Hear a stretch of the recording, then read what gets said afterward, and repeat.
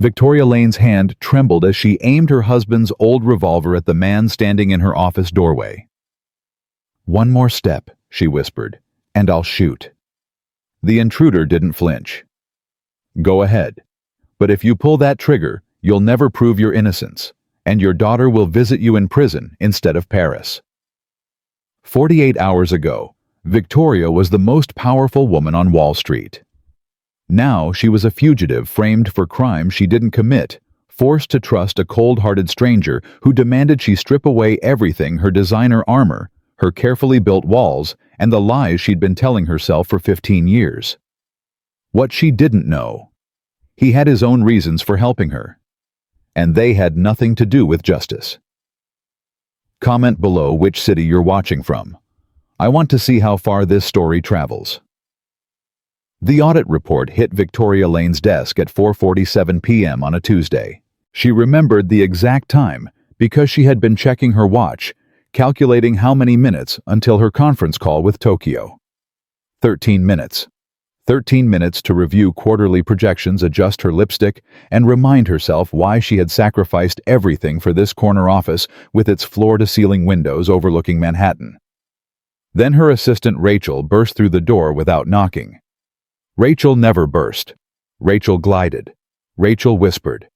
Rachel had worked for Victoria for 11 years and had never once raised her voice above a murmur.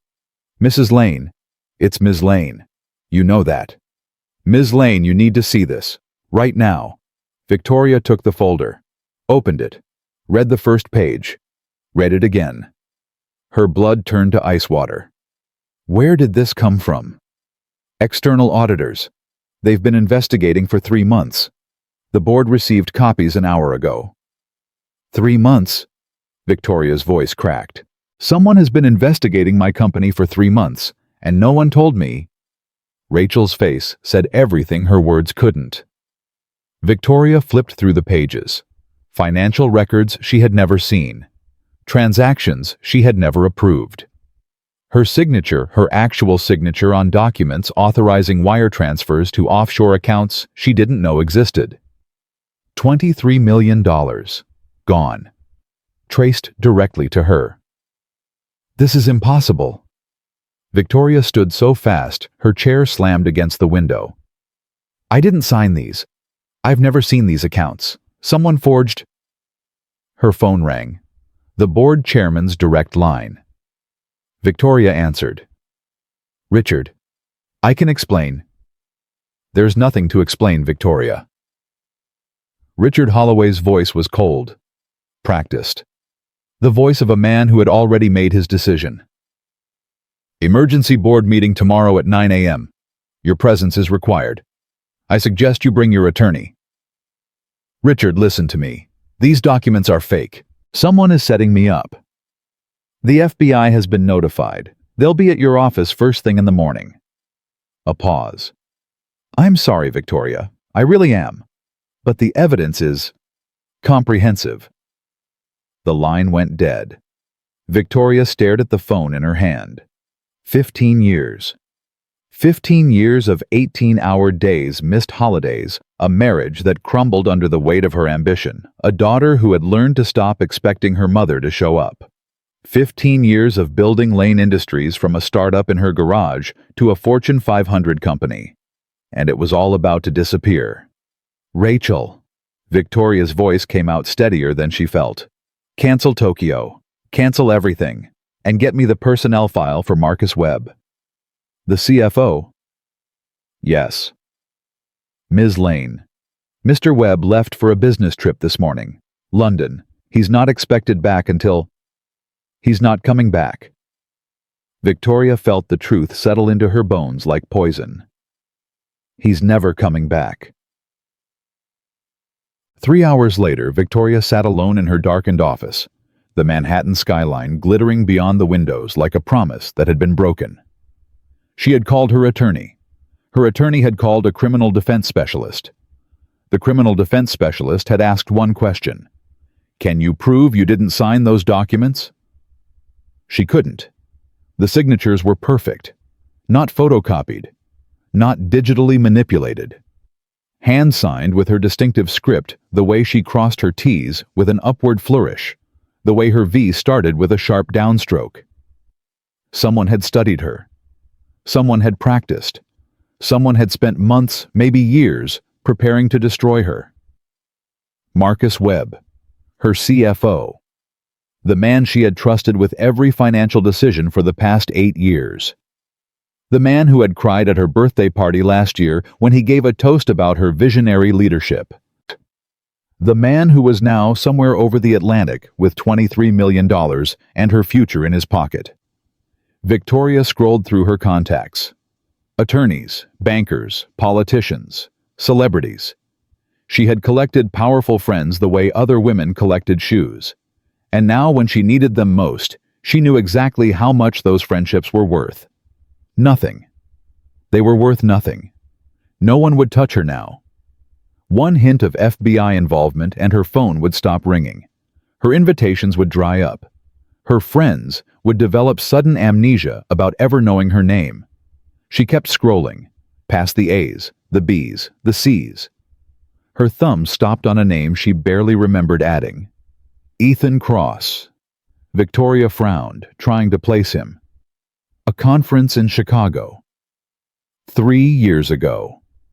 4. He had been a speaker. Forensic accounting.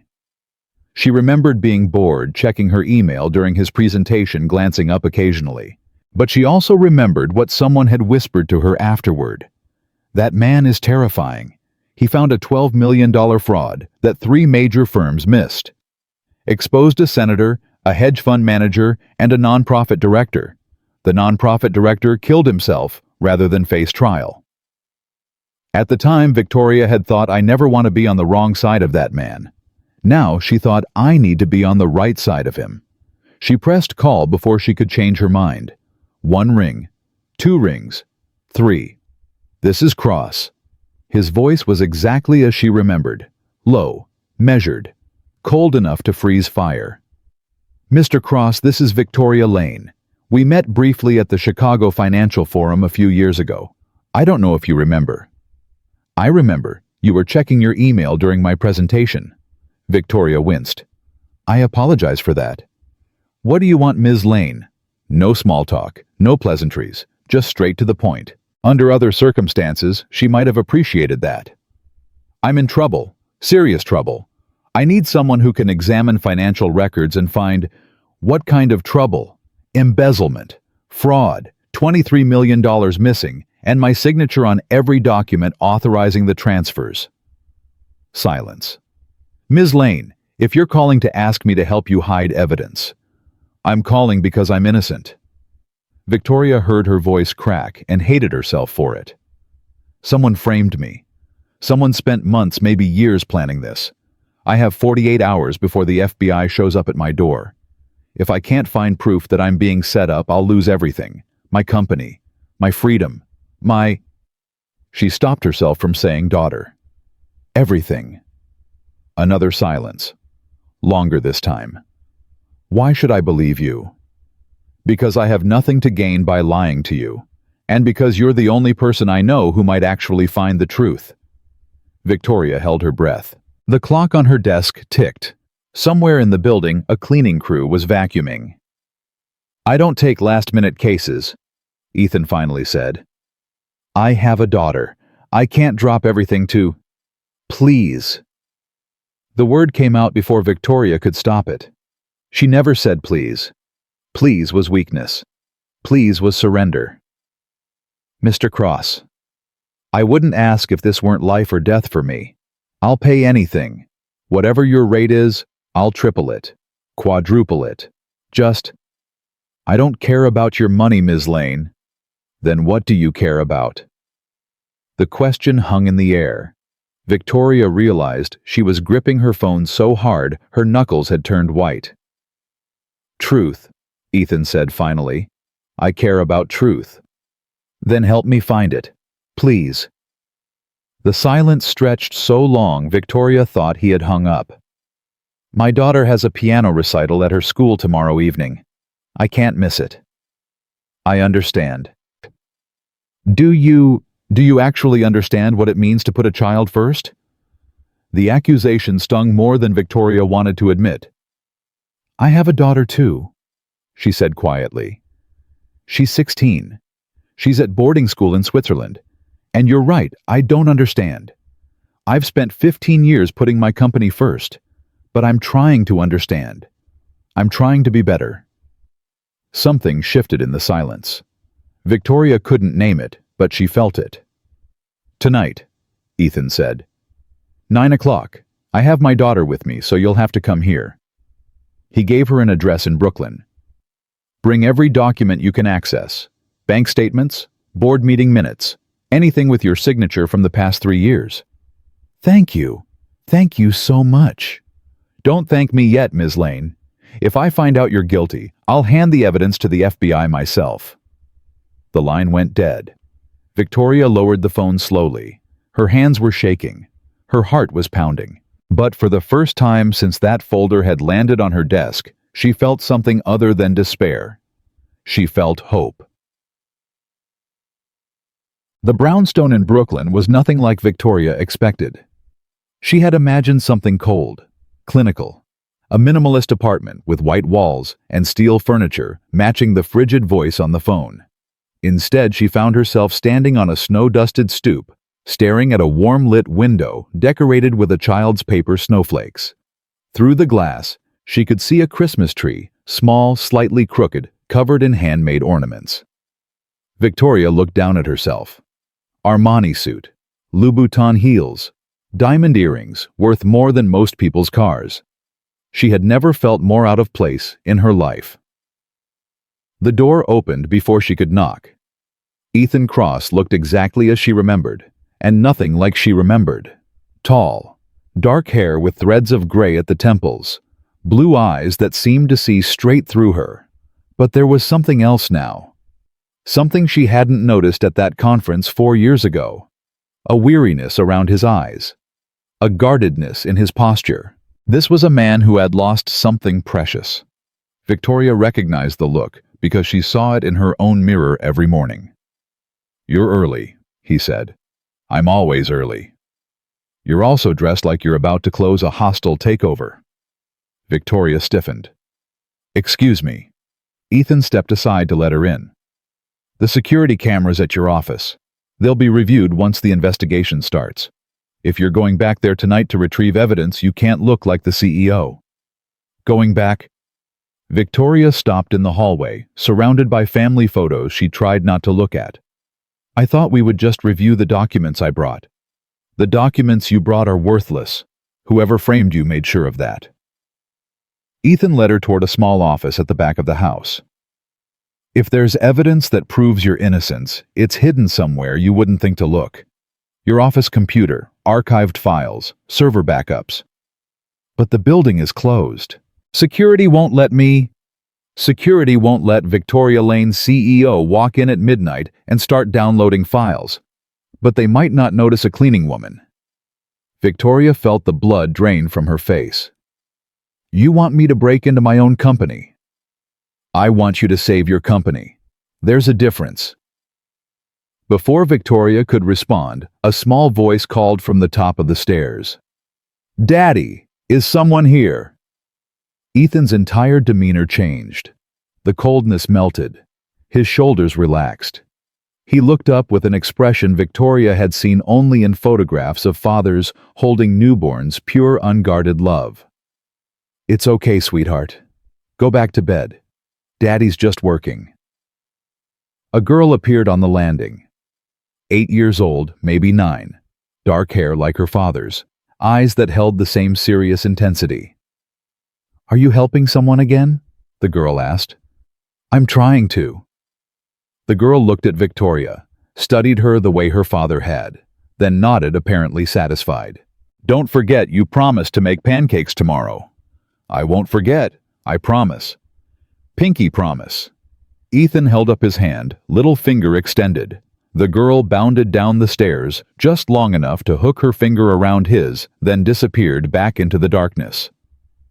I'm sorry, Victoria said, unsure why she was apologizing. I didn't mean to disturb her. Lily notices everything. Gets that from her mother.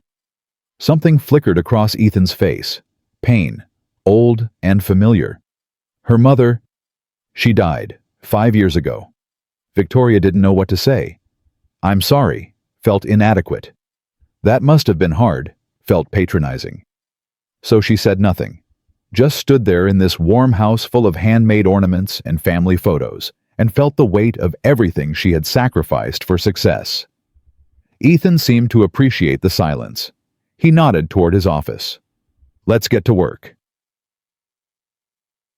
An hour later, Victoria's head was spinning. Ethan had spread her documents across his desk, the floor every available surface. He moved through them with methodical precision, occasionally asking questions that made Victoria realize how little she understood about her own company's finances. This transaction here, March 15th. You authorized a transfer of $847,000 to a consulting firm called Meridian Partners. I don't remember that. Your signature is on the authorization. I sign hundreds of documents every week. My CFO prepared them. I trusted. Victoria stopped herself. I trusted Marcus. That was your first mistake. Ethan held up another document. Meridian Partners is a shell company, incorporated in Delaware 6 years ago. No employees, no physical address, no website. How do you know that? Because I've seen this pattern before. Ethan's jaw tightened. Money flows from legitimate company to shell company. Shell company transfers to offshore account. Offshore account disappears into a maze of international transactions that take years to untangle. Can you prove I didn't know about this? Not with what you've brought me. We need the original files, the metadata, the server logs that show who actually created these documents and when. Victoria stared at the papers scattered around her. 15 years of work, 15 years of sacrifice, reduced to forgeries and shell companies, and a trap she had walked into with her eyes wide open. Why? She whispered. Why would Marcus do this to me? Money, power, revenge. Ethan shrugged. Does it matter? It matters to me.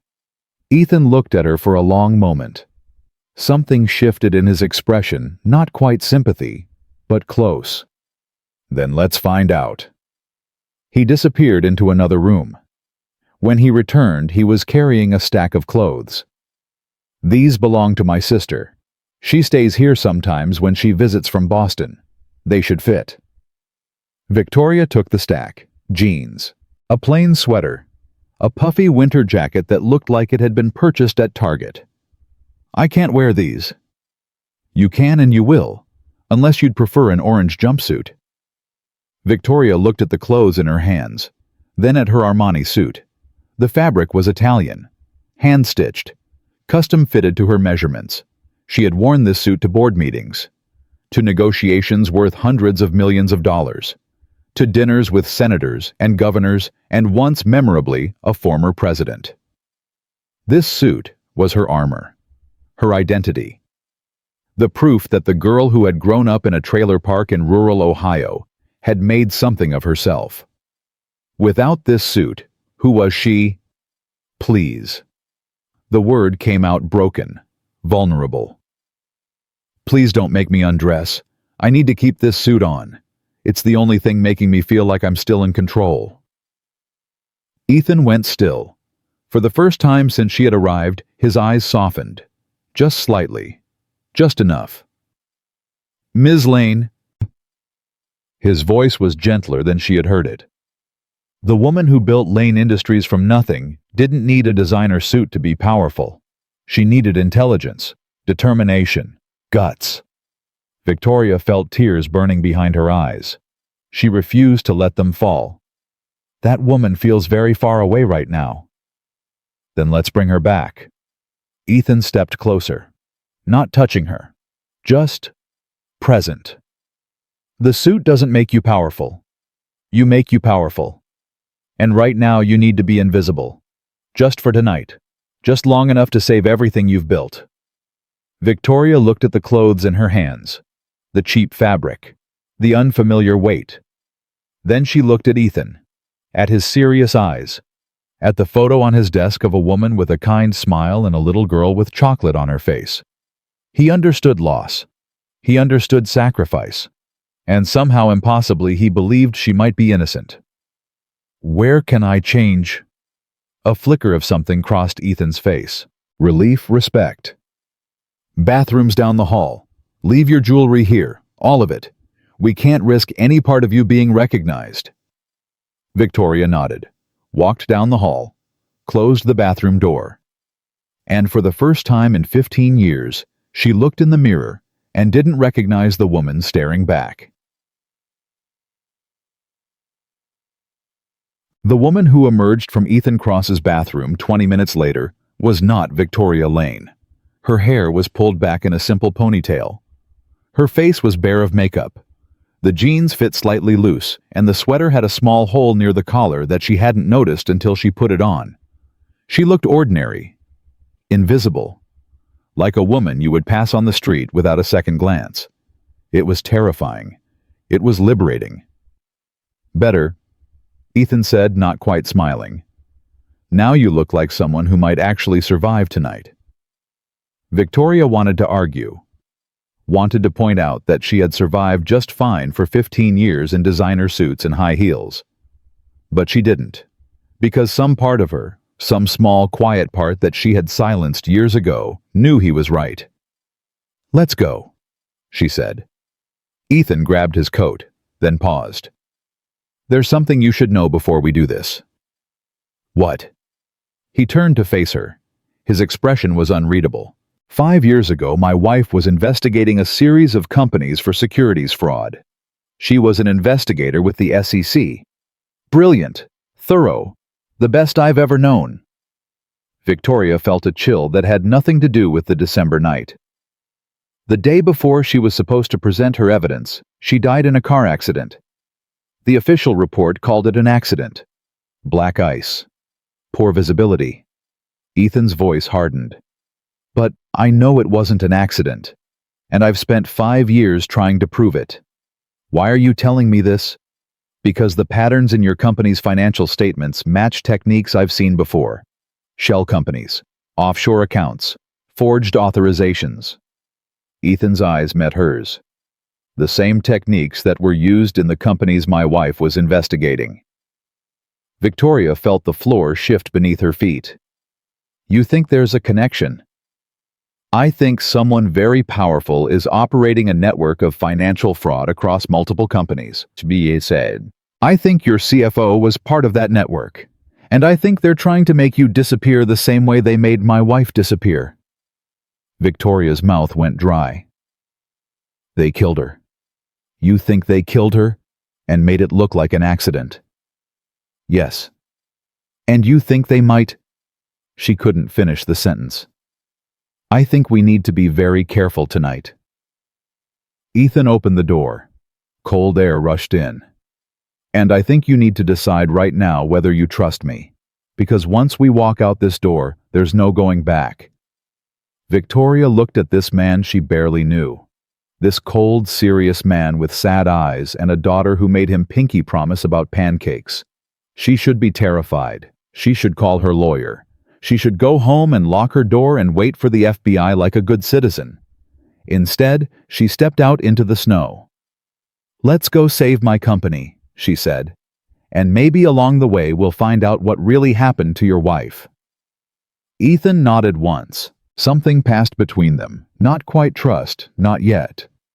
But the beginning of an alliance forged in desperation and loss. They walked into the night together. Two broken people with nothing left to lose. And somewhere in the darkness, someone was watching. The snow fell harder as Ethan drove through the empty Manhattan streets. Victoria sat in the passenger seat. Her fingers twisted together in her lap, watching the city she had conquered pass by like a stranger's dream. Stop fidgeting, Ethan said without looking at her. You look guilty. I am guilty. Of being stupid enough to trust Marcus Webb for 8 years. That's not a crime, that's being human. Victoria turned to look at him. His profile was sharp against the glow of passing streetlights. Jaw set, eyes forward, hands steady on the wheel. "You don't seem like the type who trusts easily," she said. "I'm not anymore." "Because of your wife." Ethan's grip tightened on the steering wheel. "Because of a lot of things." They drove in silence for another block. Victoria wanted to ask more about Elena, about what happened, about why he had spent 5 years chasing ghosts instead of moving on with his life. But she didn't. Because she recognized that kind of grief. The kind that lived in your bones. The kind that became part of who you were. "Your daughter," Victoria said instead. "Lily. She seems—" "What?" "Wise. For her age." Something softened in Ethan's expression. "She's had to grow up fast. When your mother dies and your father becomes obsessed with finding answers, you learn to take care of yourself." "That's not fair to her." "No, it's not." Ethan glanced at Victoria. "But life isn't fair, Ms. Lane. I thought you of all people would understand that." Victoria thought about Sophia, 16 years old, alone in Switzerland, learning to take care of herself because her mother was too busy building an empire. "I understand better than you know," she said quietly. They pulled into an alley 2 blocks from Lane Industries headquarters. Ethan killed the engine and turned to face her. "Here's how this works. The cleaning crew arrives at midnight. They enter through the service entrance on 47th Street. You're going to walk in with them. They'll recognize me." "No, they won't." Ethan pulled a laminated badge from his jacket pocket. Victoria stared at it. A cleaning company ID with her photo, but different. Hair darker. No makeup. Glasses she didn't wear. "How did you—" "I've been doing this a long time, Ms. Lane. Now listen carefully. You have exactly 47 minutes. That's how long the cleaning crew spends on each floor before moving up. You need to get to your office, access the backup server, and download everything from the past 3 years. Everything? Everything. Emails, financial records, board meeting recordings. If Marcus Webb left any trace of what he was really doing, it'll be buried in data you never thought to look at." Victoria took the badge. Her hands were shaking. "What if someone catches me?" "Then you're a confused cleaning woman who got lost. Keep your head down. Don't make eye contact. And whatever you do, don't speak. Your voice is too distinctive." "And if that doesn't work?" Ethan reached into the glove compartment and pulled out a small black device. "This is a panic button. Press it once, I'll create a distraction. Press it twice. I'll come get you myself." Victoria took the device. It was warm from his hand. "You'd really come for me, even if it meant getting caught yourself." Ethan's eyes met hers. In the darkness of the car, they seemed almost black. "I told you, Ms. Lane, I care about truth. And right now the truth is locked inside that building." Victoria slipped the panic button into her pocket. Opened the car door. The cold hit her like a slap. "Victoria," Ethan said. She turned back. He had never used her first name before. "Be careful." Something flickered between them. Something neither of them was ready to name. "I will," she said, and disappeared into the snow. The service entrance was exactly where Ethan said it would be. Victoria joined a group of cleaning workers, mostly older women, mostly immigrants, most too tired to notice another face in the crowd. She kept her head down, followed the flow of bodies through security, pressed her fake badge against the scanner and held her breath. The light turned green. She was in. The building felt different at night. The marble floors that usually clicked under her heels now squeaked under cheap sneakers. The elevator that normally whisked her to the executive suite now crawled upward, stopping at every floor to let workers on and off. Victoria counted the floors.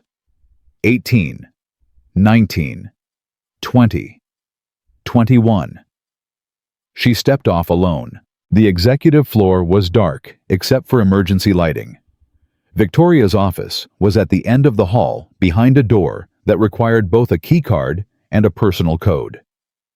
She swiped her badge, punched in her code. Nothing happened. Victoria's heart stopped. They had already locked her out. The board must have revoked her access the moment they received that audit report. She was trapped. Everything she needed was 20 feet away behind a door that wouldn't open. Then she remembered. The emergency code. The one she had set up years ago when she was paranoid about being locked out during a hostile takeover attempt. The one that only she knew about. Victoria punched in the numbers. 0815. Her daughter's birthday.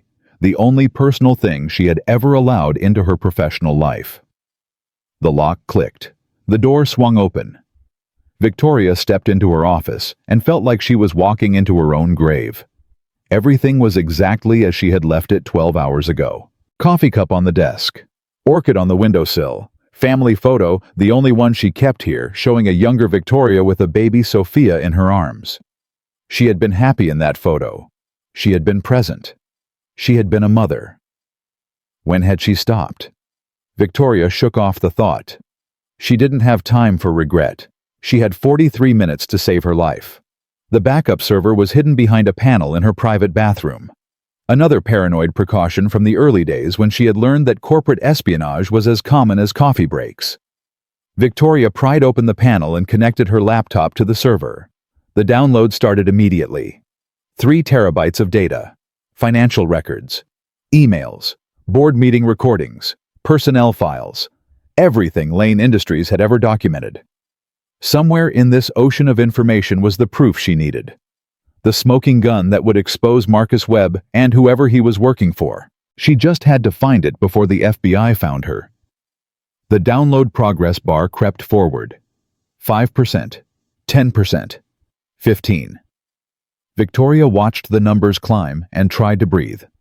That's when she heard footsteps. Not the soft shuffle of cleaning crews, not the distant hum of vacuum cleaners. Hard soles, deliberate pace, coming straight toward her office. Victoria killed the laptop screen. Pressed herself against the wall. Her hand found the panic button in her pocket. 1 press for a distraction. 2 for Ethan himself. The footsteps stopped outside her door. Victoria held her breath. Her heart was pounding so loud she was sure whoever was out there could hear it. The door handle turned. Victoria pressed the panic button once. Nothing happened. She pressed it again. Twice. 3 times. The door swung open. A flashlight beam cut through the darkness, sweeping across her desk, her chair, the window behind her. Victoria pressed herself flatter against the wall. The bathroom door was 6 inches from her shoulder. If she could just slip inside, close the door, wait for the guard to leave. "I know you're here, Ms. Lane." The voice froze her blood. She knew that voice. "Richard." Victoria stepped out of the shadows, squinting against the flashlight's glare. "Richard, what are you doing here?" Richard Holloway, chairman of the board, lowered his flashlight. His face was unreadable. "I could ask you the same question." "I came to get evidence. Someone is framing me, Richard. Marcus Webb has been embezzling money and forging my signature, and I can prove it if you just give me a chance to. I know about Marcus." Victoria stopped mid-sentence. "You... no." Richard moved into the office, closing the door behind him. In the dim light, he looked older than Victoria remembered. Tired. Defeated. "I've known for 2 years. I just didn't know how deep it went until yesterday." Victoria felt the ground shift beneath her feet. 2 years. You knew for 2 years, and you didn't tell me? "I couldn't. They had things on me, Victoria. Things that would destroy my family, my marriage, my reputation." Richard's voice cracked. "I thought I could manage it. Thought I could keep them contained while I figured out how to get free. But they were always 3 steps ahead." "They? Who is they?" Richard laughed bitterly. "You really don't know, do you? Even after everything Marcus did, you still don't understand what you're caught up in. Then explain it to me." Richard shook his head. "It's too late for explanations. They're coming for you, Victoria. Not just the FBI, that's just the public face. There are people who will make sure you never testify. People who will make sure the truth stays buried. Like what happened to Ethan Cross's wife. The name hit Richard like a bullet. He staggered back. How do you know that name? Because I'm working with him. Because he's helping me find the truth about what happened to me and to Elena Cross. Richard's face went pale. No, you can't work with him. You don't understand what he's opened up, what he's making them remember. What are you talking about? Elena Cross was the closest anyone ever got to exposing them. She had evidence, names, account numbers, everything. Richard's hands were shaking. They killed her for it, made it look like an accident. And now her husband is poking the same wounds, asking the same questions, and they're going to... He stopped. Looked at Victoria with something like pity. You're already dead, Victoria. You just don't know it yet. Victoria felt fear clawing at her throat. But underneath the fear she felt something else, something harder, stronger, rage. Then I have nothing to lose, she said. Tell me everything. Tell me who they are and what they want and how to stop them. I can't. You owe me, Richard. What Victoria stepped forward, and Richard actually flinched back. You sat on that board for 12 years. You watched me build this company from nothing. You told me I was like a daughter to you. And the whole time you knew someone was using my company to launder money and destroy lives. I didn't have a choice. There's always a choice.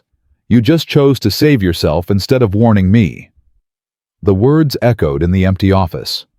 Richard's shoulders slumped. Meridian Capital, he said finally. That's what they call themselves. A shadow investment group that operates through shell companies and compromised executives. They've infiltrated dozens of corporations, banks, government agencies, even law enforcement. And Marcus works for them. Marcus was one of their best. They placed him at your company 8 years ago. He spent years building your trust, learning your signatures, setting up the framework for exactly this moment. Victoria thought about all the late nights Marcus had worked by her side, the birthday parties, the holiday gifts, the tears he had shed at her success. All of it fake, all of it manufactured. Why now? She asked. Why wait 8 years to frame me? Because now you're valuable. Your company has contracts with 3 branches of the federal government. Access to defense systems, healthcare networks, financial infrastructure. Meridian wants that access. And the only way to get it was to remove you from the equation. By framing me for embezzlement. By framing you, forcing you out, and installing their own CEO, someone they control. Someone who will open doors that you never would. Victoria's mind raced. Who are they planning to install? Richard's laugh was hollow. Who do you think? The only person on your board with the qualifications and the ambition. The only person who's been positioning herself for this moment for years. Victoria felt sick. Patricia Morrison. She's been working for them since before she joined your board. Everything she's done, every vote, every recommendation, every word of support has been calculated to put her exactly where she is right now, ready to step in when you fall. The download on Victoria's laptop hit 97%. She glanced at the screen, then back at Richard. Why are you telling me this? If they're as powerful as you say, they'll kill you too. Richard smiled sadly. They're already killing me. Stage 4 pancreatic cancer. Diagnosed 6 months ago. I have maybe 3 months left, and I decided that I didn't want to spend them as a coward. Victoria didn't know what to say. This man had betrayed her, had known about the trap closing around her for years, and said nothing. But he was also the only person who had ever told her the truth. Help me, she said. Help me take them down. I can't. I don't have evidence.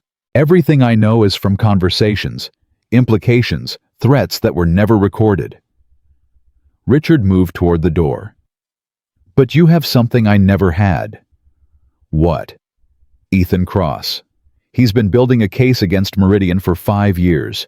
He has files, documents, connections that even I don't understand. And now he has you, someone on the inside who can finally prove what he's been saying all along. The download hit 100%. Victoria disconnected the server and grabbed her laptop. Richard, come with me. Testify. Even without evidence, your testimony could what? Get me killed faster. Richard shook his head. I'm buying you time, Victoria. That's all I can do. I told security I saw a disturbance on the 3rd floor. You have maybe 10 minutes before they realize it was a false alarm. He opened the office door. The hallway beyond was still dark. Go. Find Ethan Cross. Show him what you've downloaded. And when you're ready to bring them down, Richard's voice broke. Make sure the world knows that not everyone at Lane Industries was a monster. Victoria wanted to say something. Thank you. I forgive you. Go to hell. Instead, she just nodded and ran. She made it to the service entrance with 2 minutes to spare. The cleaning crew was taking their break clustered around the loading dock with cigarettes and thermoses of coffee. No one noticed one more tired-looking woman slipping out into the snow. Ethan's car was exactly where he had left it. Victoria climbed in, clutching her laptop like a life preserver. Did you get it? Ethan asked. I got everything. 3 terabytes of data plus something else. Victoria looked at him. I know who's behind this. I know about Meridian Capital, and I know they killed your wife. Ethan went very still. Who told you? Richard Holloway, the board chairman. He's been compromised for years, but he's dying, and he decided to finally tell the truth. Victoria watched Ethan's face as she explained everything Richard had told her. Meridian Capital, Patricia Morrison, the 8-year plan to infiltrate and destroy Lane Industries. When she finished, Ethan's hands were gripping the steering wheel so hard his knuckles had turned white. Elena knew, he said quietly. She knew about Meridian. She had evidence. And they killed her before she could expose them. Richard said you've been building a case for 5 years, that you have files and documents that could help prove. I have pieces, fragments, nothing that holds up in court. Ethan started the car. But if what you downloaded contains what I think it does, we might finally be able to connect the dots. Where are we going? Somewhere safe. Somewhere we can go through this data without worrying about who's watching. They drove through the empty streets as the snow continued to fall. Victoria stared out the window thinking about everything Richard had said. You're already dead. You just don't know it yet. She should be terrified. Should be planning her escape to some country without extradition treaties. Instead, she felt strangely calm, like she had finally stopped running and turned to face whatever was chasing her. Ethan, she said. Yes. That panic button you gave me. I pressed it, multiple times. Nothing happened. Ethan was quiet for a moment. I know. You know. Then why? Because I needed to know if you would press it. He glanced at her. Some people freeze when they're in danger. Some people run. And some people fight back. And what did I do? You pressed the button, but then you handled it yourself. You didn't wait for rescue. Something that might have been respect flickered in his eyes. That tells me something important about you, Victoria. What does it tell you? That you might actually survive this. They drove in silence for another block. Victoria noticed they were heading away from Manhattan toward Queens. Your sister, she realized. We're picking up Lily. We're making sure she's safe. Then we're going somewhere no one will think to look. Ethan's jaw tightened. This isn't just about clearing your name anymore. Meridian knows you're working with me. They'll want to neutralize both of us. Neutralize? That's a polite word for murder. I find it helps to use precise language. Keeps the emotions from taking over. Victoria thought about that. About how Ethan had spent 5 years investigating his wife's murder, raising his daughter alone, building a case against people who killed without conscience. How do you do it? She asked. How do you stay so calm when you're fighting against something this big? Ethan didn't answer right away. When he did, his voice was softer than she had ever heard it. I don't stay calm, I just learn to hide it better. He looked at her. Everyone thinks I'm cold, distant, unfeeling. But the truth is, I feel everything. Every lead that goes nowhere. Every witness who's too scared to talk. Every night I have to tell my daughter that Daddy's still working, still trying, still failing to find justice for her mother.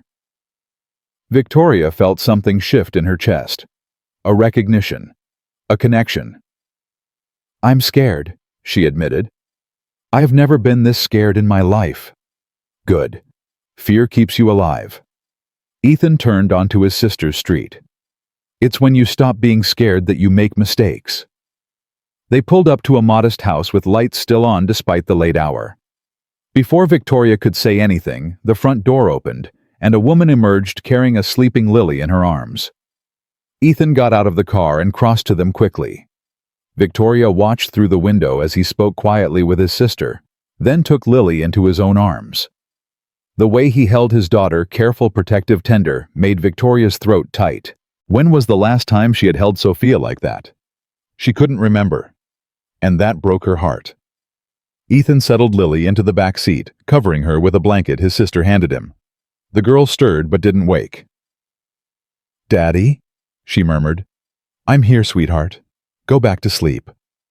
"Is the lady still with us?" "Yes, she's still here." A small hand reached out from under the blanket. Victoria, surprised, took it. Lily's fingers were warm and soft. "Don't be scared," Lily said sleepily. "Daddy always catches the bad guys." Then she was asleep again. Victoria stared at the small hand still holding hers. This child who had lost her mother, who had grown up too fast, who had learned to take care of herself, this child was trying to comfort her. Something broke inside Victoria, something that had been frozen for a very long time. She looked at Ethan, who was watching her with an expression she couldn't read. "She's special," Victoria whispered. "She's everything," Ethan said simply. "And that's why we're going to win this. Because I refuse to let my daughter grow up in a world where people like Meridian get to destroy lives without consequences." He started the car. Victoria gently released Lily's hand and turned to face the road ahead. They were driving into danger, into uncertainty, into a fight that might cost them everything. But as the snow continued to fall and the city disappeared behind them, Victoria realized she wasn't alone anymore. And sometimes that was enough. The cabin appeared through the trees like a ghost emerging from the snow. Victoria had been dozing against the window, exhausted from adrenaline and fear, when the crunch of gravel beneath the tires jolted her awake. "Where are we?" she asked, her voice rough with sleep. "Upstate, about 3 hours from the city." Ethan killed the engine, but didn't move to get out. "This place belonged to my grandfather. I've kept it off every official record. No deed in my name, no utility bills, nothing that can be traced." Victoria looked at the small wooden structure. Smoke curled from the chimney, warm light glowing behind curtained windows. "Someone's already here." "I know." Ethan's hand moved to his jacket. "Stay in the car until I signal." "Ethan." But he was already out, moving toward the cabin with the quiet efficiency of someone who had done this many times before. Victoria watched him approach the door, hand inside his jacket, body coiled and ready. The door opened before he reached it. A man stepped out. Older, silver hair. A face Victoria recognized from newspaper photos and television interviews. "Daniel Brennan," she breathed. The legendary journalist. The man who had exposed 3 senators, 2 CEOs, and a sitting governor over his 40-year career. The man they called the conscience of Washington. What was he doing here? Ethan and Brennan spoke quietly for a moment. Then Ethan turned and waved toward the car. Victoria got out, then opened the back door to check on Lily. The girl was still sleeping, her small face peaceful despite the chaos swirling around her. "Leave her for now," Ethan said, appearing at Victoria's side. "She's exhausted. I'll carry her in once we're settled." Inside, the cabin was warmer than its rustic exterior suggested. A fire crackled in a stone hearth. Papers and files covered every surface: the kitchen table, the couch, the floor.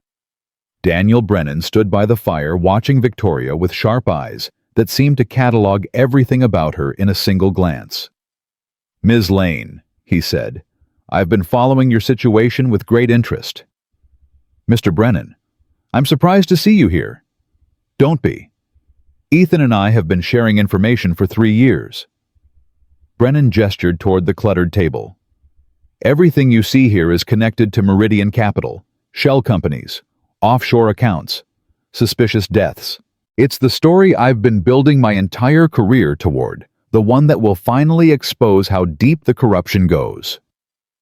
Victoria moved toward the table, picking up a document at random. A financial statement from a company she had never heard of showing transfers to accounts in the Cayman Islands. "How much do you have?" she asked. "Enough to know the shape of the beast. Not enough to prove it exists." Brennan exchanged a look with Ethan. "Until tonight." Ethan had retrieved Victoria's laptop from the car. He set it on the table and opened it. 3 terabytes of data from Lane Industries' backup servers, financial records, emails, board meeting recordings, everything from the past 3 years. Brennan's eyes lit up. "You actually got it." Victoria got it. She walked into her own building, bypassed security, and downloaded everything while the FBI was preparing to arrest her. For the first time, Brennan looked at Victoria with something like respect. "That took guts, Ms. Lane." "That took desperation," Victoria corrected. "I had no choice." "There's always a choice. Most people in your situation would have called their lawyers and prayed for a deal." Brennan pulled out a chair. "Sit down. We have a lot of work to do." They worked through the night. Ethan and Brennan sorted through the downloaded files while Victoria answered questions about Lane Industries' operations, explaining financial structures and corporate hierarchies that took years to understand. Somewhere around 3 a.m., Ethan carried a still-sleeping Lily to a small bedroom at the back of the cabin. Victoria watched him tuck in his daughter, brush the hair from her forehead, whisper something too quiet to hear. When he returned, his expression was softer, more human. "She okay?" Victoria asked. "She will be. She's learned to sleep through anything." Ethan sat down heavily.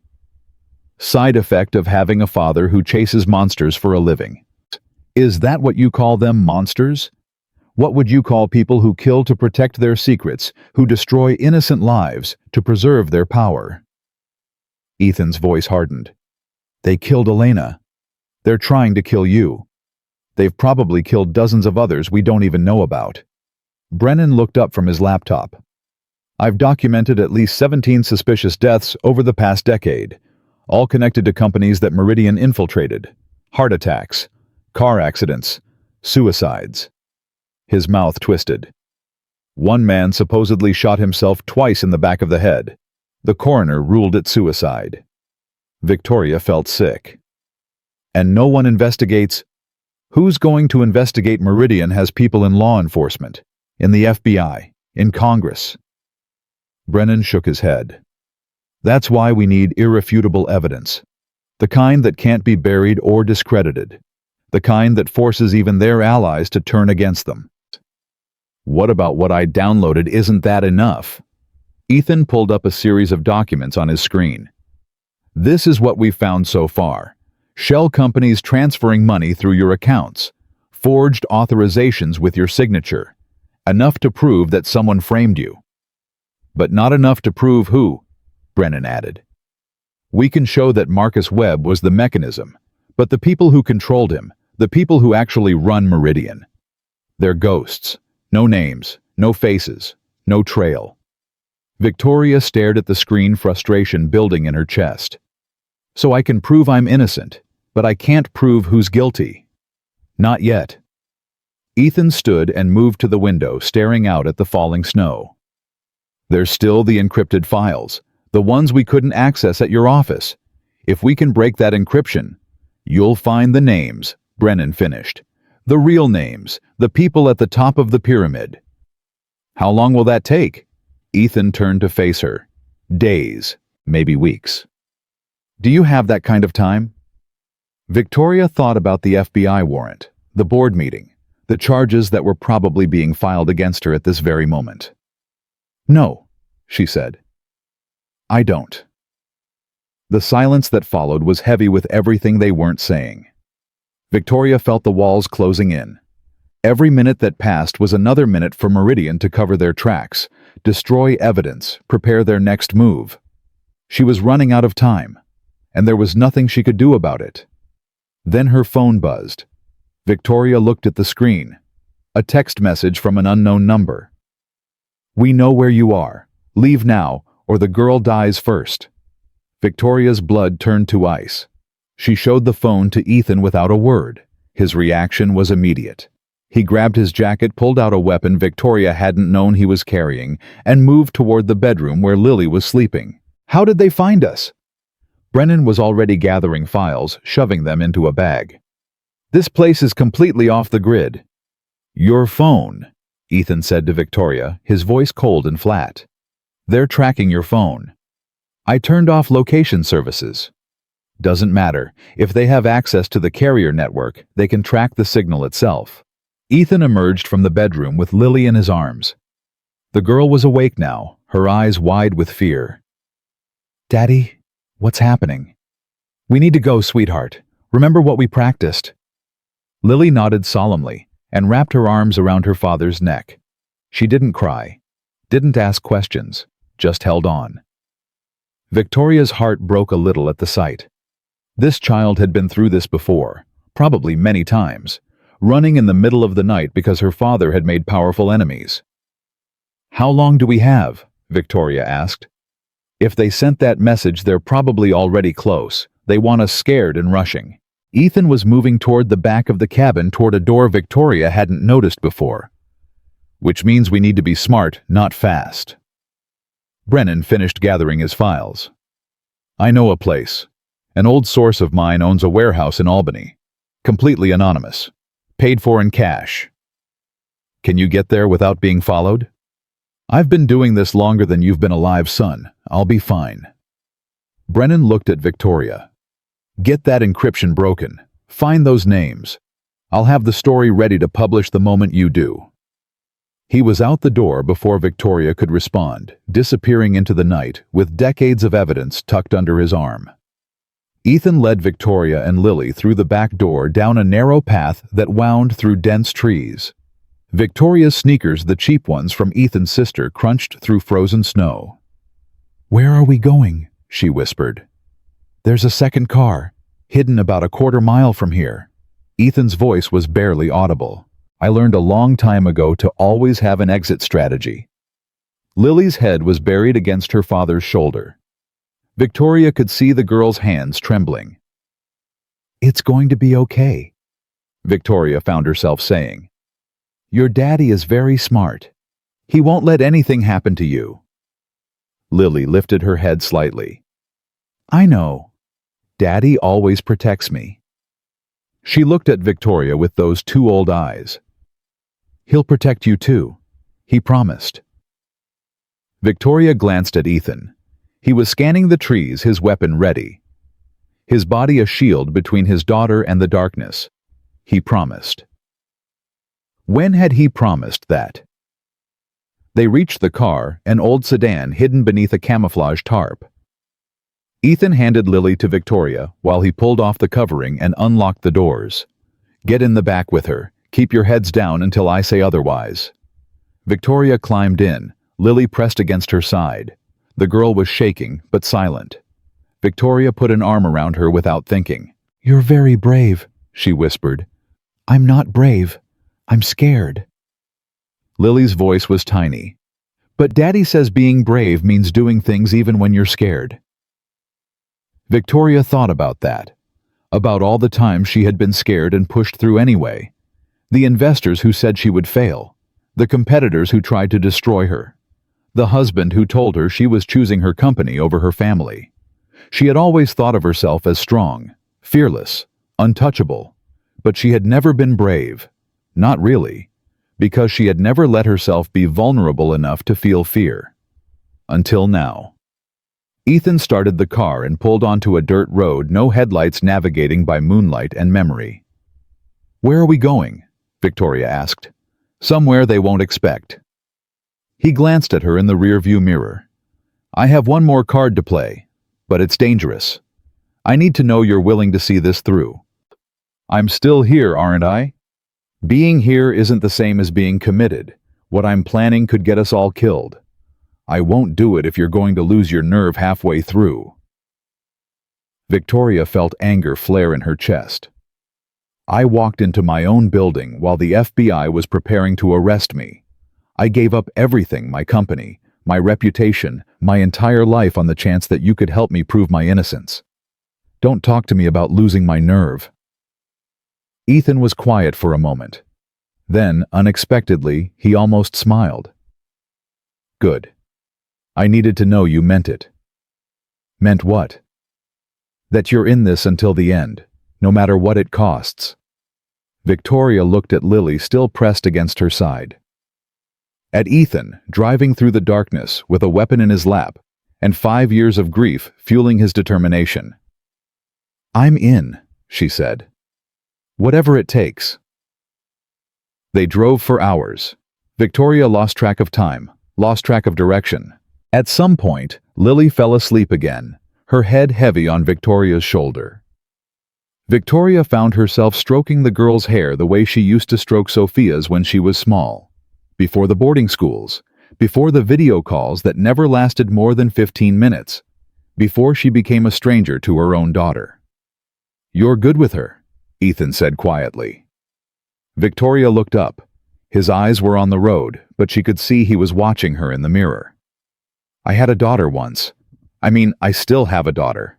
But She stopped, unsure how to explain the complicated grief of losing a child who was still alive. I wasn't there for her. I thought I was doing the right thing, building something she could be proud of. But I was just running away. Running from what? From being ordinary. From being the girl who grew up in a trailer park with a mother who worked 3 jobs and a father who wasn't around. Victoria's voice dropped to a whisper. I was so afraid of being small that I made myself so big I couldn't fit in my own daughter's life anymore. Ethan was silent for a long moment. The car hummed through the darkness. Elena used to say that I was afraid of being happy, he finally said. She said I was so focused on the next case, the next criminal, the next wrong to be righted, that I couldn't see the life that was right in front of me. Was she right? Probably. I've spent 5 years trying to find her killers, and in that time, I've missed Lily's first day of school, her first lost tooth, her first piano recital. His hands tightened on the wheel. I tell myself it's all for her, that I'm building a safer world for her to grow up in. But the truth is, she's growing up right now, and I'm missing it. Victoria felt something shift between them. The walls they had both built, his made of grief and obsession, hers, made of ambition and fear, seemed thinner in the darkness. Maybe we both needed this, she said. Needed what?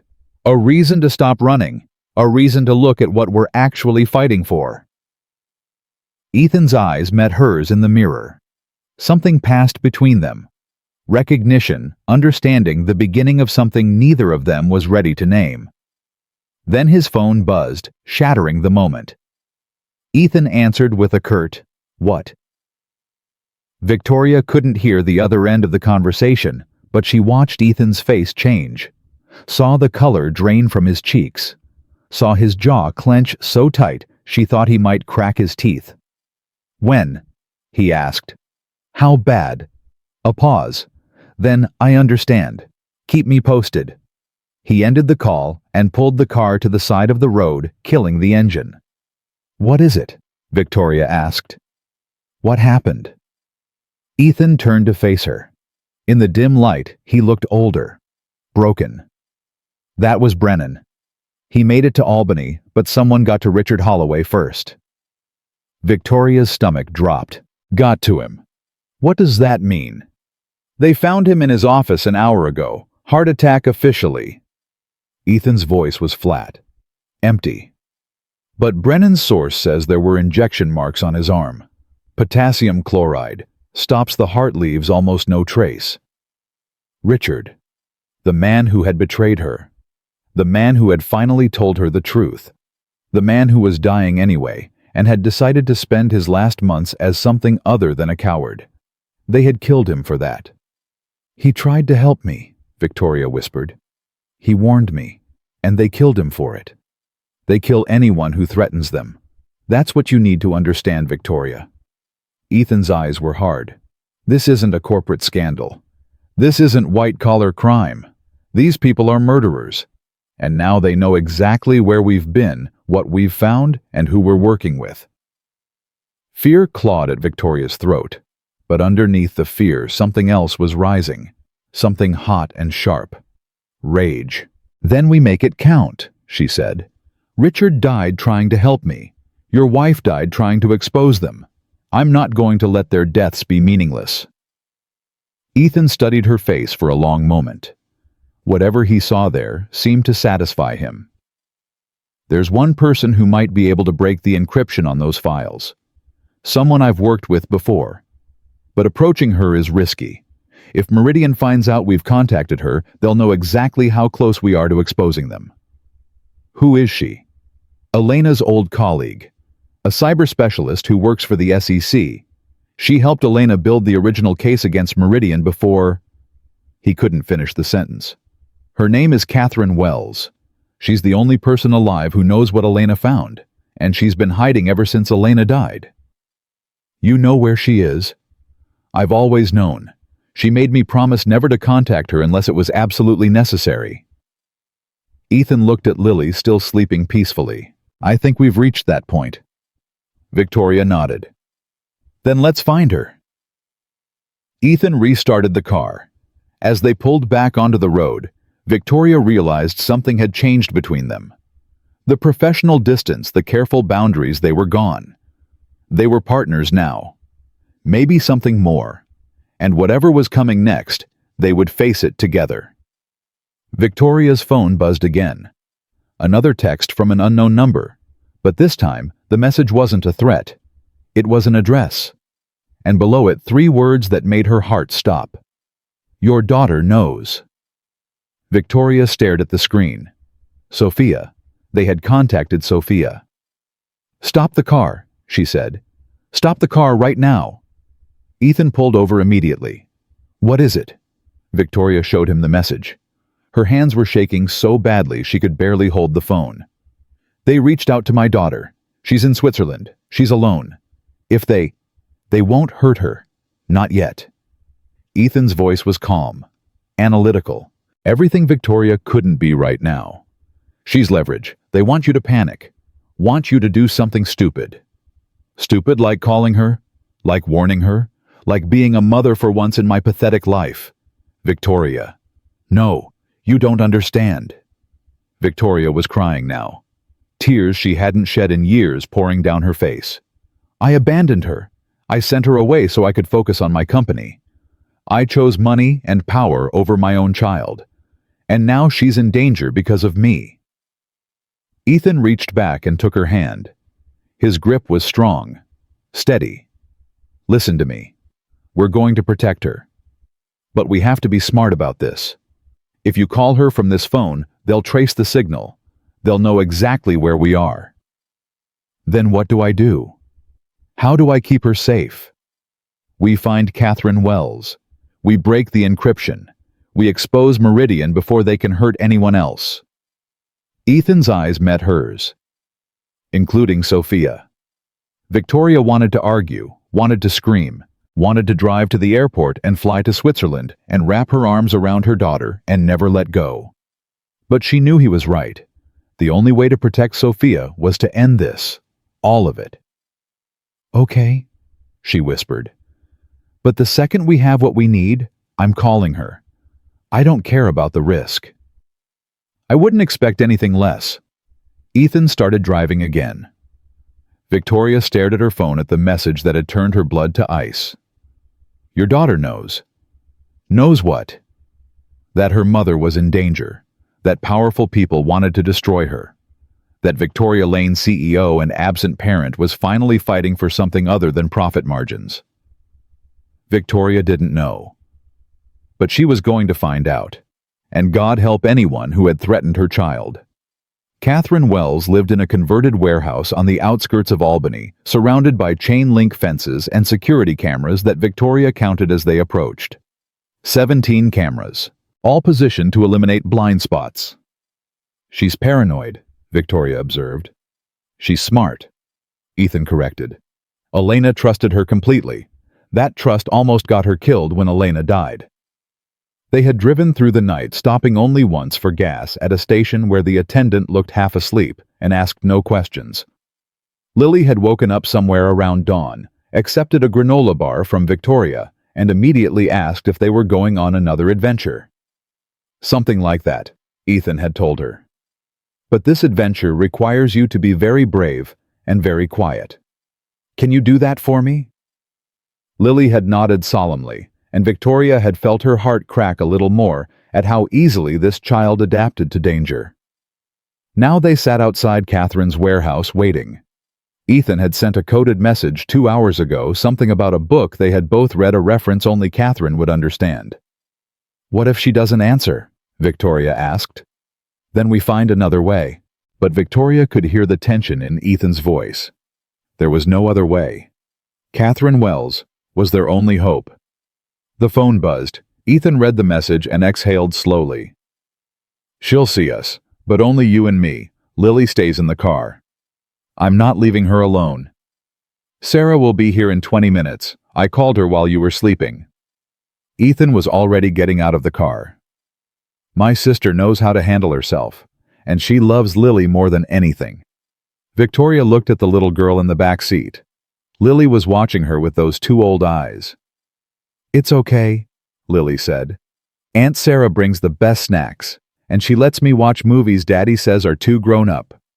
Despite everything, Victoria almost smiled. "Your daddy doesn't know about that. It's our secret." Lily put a finger to her lips. "Don't tell." "I won't." Victoria reached back and squeezed Lily's hand. "We'll be back soon, I promise." "I know. Daddy always comes back." The certainty in that small voice was almost too much to bear. Victoria got out of the car before the tears could fall. The warehouse door opened before they reached it. A woman stood in the entrance, mid-50s, silver-streaked hair pulled back in a severe ponytail, eyes that scanned them both with the intensity of a laser. "You look like Hell Cross." "Good to see you too, Catherine." "And you must be the CEO everyone's trying to destroy." Catherine's gaze shifted to Victoria. "You're either very brave or very stupid to be working with him." "Maybe both," Victoria said. Something that might have been approval flickered across Catherine's face. "Come in. We don't have much time." The warehouse interior was nothing like Victoria expected. Where the outside suggested abandonment, the inside was a high-tech fortress. Multiple screens displayed news feeds, financial data, security footage from cameras Victoria hadn't even noticed. "You've been watching us," she realized. "Since you crossed into Albany. Can't be too careful." Catherine led them to a central workstation surrounded by servers and equipment Victoria didn't recognize. "Sit. Talk. Tell me why I should risk my life helping you." Ethan pulled out Victoria's laptop. 3 terabytes of data from Lane Industries' backup servers, financial records, emails, board meeting recordings. Everything we need to expose Meridian except for the encrypted files. Catherine didn't touch the laptop. "What's in the encrypted files?" "We believe they contain the names and account numbers of Meridian's leadership, the people at the top of the pyramid." "You believe. You don't know." "No, we don't know." Ethan leaned forward. "But Elena believed. She told me once that she had found the key to everything, the file that would bring them all down. She was killed the day before she could show anyone." Catherine's expression didn't change, but Victoria noticed her hands had clenched into fists. "Elena was my friend," Catherine said quietly. "My best friend. We started at the SEC together, fresh out of college, ready to change the world." She laughed bitterly. "The world had other plans." "Then help us finish what she started." "Do you have any idea what you're asking?" I've spent 5 years hiding. 5 years looking over my shoulder waiting for them to come for me like they came for her. I had to leave everything, my career, my home, my family, just to stay alive." "I know," Ethan said, "and I know that every day you spend hiding is another day they win. Another day Elena's death means nothing." Catherine stood abruptly, walking to one of the windows. Victoria watched her silhouette against the gray light. "She called me the night before she died." Catherine said, her voice barely audible. "Told me she had found something big. Something that would expose people at the highest levels. She was excited, scared but excited." "What did she find?" "I don't know. She wouldn't tell me over the phone. Said she'd show me in person the next day." Catherine's voice cracked. "That day never came." Victoria thought about Richard Holloway, about the fear in his eyes when he warned her, about the injection marks on his arm. "They killed her because she was close," Victoria said. "They killed her because she had the evidence they were afraid of, and now they're trying to kill me for the same reason." Catherine turned to face her. "Why should I care about you? You're just another CEO, another rich woman who probably didn't even know what was happening in her own company." "You're right. I didn't know. I trusted people I shouldn't have. I was so focused on success that I didn't see the monster growing inside my own walls." Victoria met Catherine's gaze without flinching. "But I see it now, and I'm willing to sacrifice everything to stop it." "Everything, really?" Catherine's laugh was harsh. "You still have your freedom, your reputation damaged but not destroyed. Your daughter—" "My daughter is being threatened by these people right now. They sent me a message. Told me she knows something." Victoria's voice shook. "I haven't talked to her in weeks. I've been a terrible mother. But if anything happens to her because of this—" She couldn't finish. The words stuck in her throat. Catherine studied her for a long moment. Something shifted in her expression, the hardness softening just slightly. "You really mean it," she said. "You'd give up everything." "I already have. My company is gone. My reputation is in ruins. The FBI is looking for me. The only thing I have left is the chance to expose the people who did this." Victoria stepped closer. "Help us, please. Not for me, for Elena, for every person they've destroyed, for your friend who deserved justice and never got it." Catherine was silent. The servers hummed. Somewhere outside, a truck rumbled past. "The encryption Elena used was military grade," Catherine finally said. "She created it herself. Said it was the only way to protect the evidence until she was ready to go public." "Can you break it?" "I can try, but I need something first." Catherine walked to a locked cabinet and pulled out a small USB drive. This was Elena's personal backup. She gave it to me the week before she died. Said if anything happened to her, I should destroy it. "But you didn't." "I couldn't. It was the last piece of her I had." Catherine handed the drive to Ethan. "I never could bring myself to look at what was on it, but I think it might be the key. Elena always said the password was something only I would understand." Ethan took the drive carefully like it was made of glass. "Thank you, Catherine." "Don't thank me yet. We still have to break the encryption." Catherine moved to her workstation and began typing. "This could take hours, maybe days, and every minute we spend here is another minute they could be closing in." "Then we'd better get started," Victoria said. They worked through the morning. Catherine ran algorithm after algorithm against the encrypted files while Ethan analyzed patterns in the data they had already decrypted. Victoria helped where she could, answering questions about Lane Industries' financial structures, identifying names and transactions that seemed suspicious. Around noon, Ethan's sister Sarah arrived with Lily. The little girl ran to her father and wrapped her arms around his neck. "Aunt Sarah bought McDonald's, and she let me get a milkshake." "Did she now?" Ethan shot his sister a look that was half exasperated, half grateful. "She needed some joy, Ethan. Look at what you're putting her through." Sarah was a shorter, softer version of her brother. Same dark hair, same serious eyes, but with none of his sharp edges. "Hi, you must be Victoria." "Yes, thank you for coming." Thank me by keeping my brother alive. He has a bad habit of forgetting he's mortal. Sarah hugged Ethan tightly. Be careful, both of you. After Sarah left, taking Lily to a safe house only she knew about, the warehouse felt emptier, quieter. Victoria found herself missing the little girl's presence more than she expected. She's an amazing kid, Victoria said as they returned to work. She's her mother's daughter. Ethan's voice was soft. Elena used to say that Lily inherited all her best qualities and none of her flaws. What flaws? Stubbornness, obsession, the inability to walk away from a fight even when she should. Ethan almost smiled. Elena never knew when to quit. It's what made her brilliant at her job. And it's what got her killed. Victoria wanted to say something comforting, something that would ease the pain she heard beneath his words. But before she could speak, Catherine's voice cut through the silence. I found something. They gathered around her screen.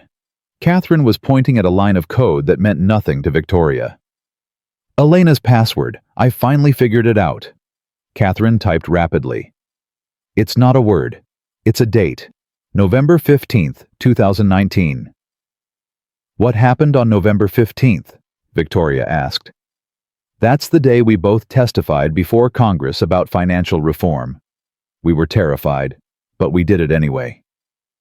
Catherine's eyes were bright with unshed tears. Afterward, Elena said it was the proudest moment of her career, the day she felt like she was actually making a difference. She hit enter. The screen changed. Files began to decrypt one after another, flooding the display with names and numbers and documents that made Victoria's breath catch. Oh my God, Catherine whispered. Victoria stared at the screen. Names she recognized. Senators, CEOs, judges, law enforcement officials, all of them connected to Meridian Capital through a web of shell companies and offshore accounts. But that wasn't what made her blood run cold. That's the Secretary of the Treasury, she said, pointing at one name. And that's the Director of the FBI. And that's the current President's Chief of Staff. Ethan's voice was flat. Elena found evidence of corruption at the highest levels of government. No wonder they killed her. Catherine was scrolling through the files, her face pale. This is everything. Every payment, every bribe, every person they've compromised. It goes back 20 years. Victoria felt the weight of what they had discovered pressing down on her. This wasn't just corporate fraud. This was a shadow government, a network of corrupt officials and powerful business people who controlled everything from the shadows. If we release this, she started. If we release this, they'll try to discredit us immediately. Ethan interrupted. Say the evidence is fabricated, that we're conspiracy theorists or criminals or Russian agents. Then how do we make people believe? Catherine turned to face them. We don't just release the evidence. We release it everywhere all at once to every major news outlet in the world. We make it impossible to suppress, impossible to spin. Brennan, Victoria realized. Daniel Brennan. He has contacts at every major newspaper and network. If anyone can coordinate a simultaneous release, I'll call him. Ethan was already reaching for his phone. But there's something else we need to do first. What? Ethan looked at Victoria with an expression she couldn't read. You need to testify, publicly, on camera. Before we release any of this, we need you to tell your story, how you were framed, what you discovered, why you're risking everything to expose the truth. Why me? Why not you or Catherine? Because you're the victim everyone can relate to. A successful woman who built something from nothing only to have it stolen by corrupt men in suits. Ethan's voice softened. Your story is the human element, Victoria. Without it, this is just numbers and names. With it, it's a crusade. Victoria thought about what that would mean. Going public, showing her face, admitting to the world that she had been fooled, manipulated, destroyed. It would require her to be vulnerable, to be human, to be everything she had spent 15 years pretending she wasn't. Okay, she said. I'll do it. There's one more thing you need to do first. Ethan handed her a phone, a burner untraceable. Call your daughter. Victoria stared at the phone. I thought you said it was too dangerous. I said it was dangerous to call from your own phone. This one is clean. They won't be able to trace it. Ethan's eyes met hers. You might not get another chance, Victoria. Say what you need to say. Victoria took the phone with trembling hands. She walked to a corner of the warehouse, away from Catherine and Ethan, away from the screens full of evidence and the weight of everything they were about to do. She dialed Sophia's number from memory. The phone rang once, twice, 3 times. Hello? Sophia's voice was cautious, suspicious. Sophia, it's Mom. Silence. Victoria could hear her daughter breathing. Mom, where are you? The FBI was here. They were asking questions about you. The news is saying. I know what the news is saying. It's not true. None of it is true. Then why are you running? If you're innocent, why don't you just... Because the people who framed me are more powerful than you can imagine. They've killed people, Sophia. They've destroyed lives, and they threatened to hurt you to get to me. More silence. When Sophia spoke again, her voice was smaller, younger. Mom, I'm scared. Victoria felt tears streaming down her face. I know, baby. I'm scared too. But I need you to be brave for me. Can you do that? I think so. Good. I need you to listen carefully. There's a woman named Sarah Cross. She's going to contact you within the next few hours. She's going to bring you somewhere safe. You need to go with her. Okay. Don't tell anyone where you're going. Not your teachers, not your friends, no one. Who is Sarah Cross? How do you know her? Victoria looked at Ethan across the warehouse. He was watching her, his expression unreadable. She's the sister of someone who's helping me, someone I trust. You trust someone, that's new. Sophia's voice had a hint of her old sharpness, the anger that had been building for years.